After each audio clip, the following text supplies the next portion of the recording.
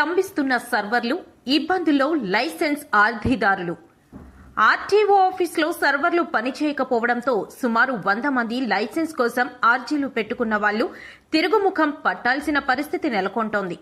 ఎల్ఎల్ఆర్లు తీసుకుని లైసెన్సుల కోసం అప్లై చేసుకుని గంభీరం డ్రైవింగ్ టెస్ట్ ట్రాక్ వద్ద నుండి సర్వర్లు పనిచేయని కారణంగా సుమారు రోజుకు 100 మంది వెనక్కి తిరిగి వెళ్లాల్సిన పరిస్థితి నెలకొంటుంది.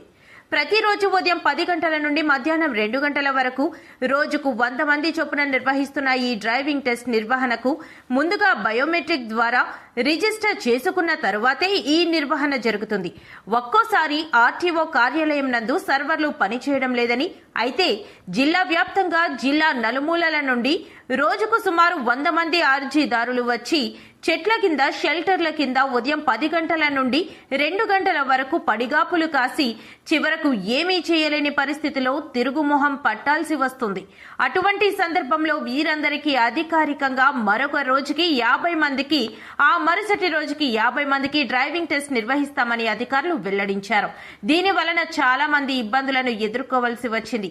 సర్వర్లు పనిచేయకపోవడం, ప్రత్యామ్నాయం లేకపోవడం ప్రభుత్వ వైఫల్యం అయితే దానికి శిక్ష మాకు ఎందుకు వేస్తారని దీనికి ప్రత్యామ్నాయం చూడకుండా వెనక్కి తిరిగి పంపించడం ఎంతవరకు సబబు అని వాదనలు కూడా వినిపించాయి. దూర ప్రాంతాల నుండి వచ్చి ఉద్యోగాలు చేసుకుంటున్న వాళ్ళు సెలవులు పెట్టుకుని తరువాత మళ్లీ స్లాట్ దొరికే సమయానికి సెలవు దొరకకపోయినా లేదా ఎల్ఎల్ఆర్ గడువు ముగిసిపోయినా మళ్లీ 300 రూపాయలు చలానా కట్టి ఎల్ఎల్ఆర్ రెన్యువల్ చేయించుకుని మళ్లీ ఇంత దూరం రావాల్సిన పరిస్థితి వస్తుందని వాపోయారు.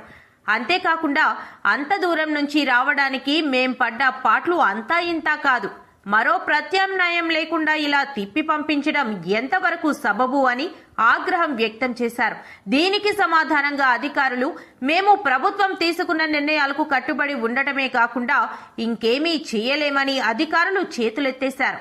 మండు టెండలో వచ్చిన పని జరగక, తినడానికి కానీ తాగడానికి కానీ అక్కడ ఎటువంటి సౌకర్యాలు లేక, కనీసం ఫిర్యాదులు, సలహాలు పెట్టెలో కూడా కార్యాలయాల్లో ఏర్పాటు చేయలేదని అర్జీదారులు ఆందోళన వ్యక్తం చేశారు.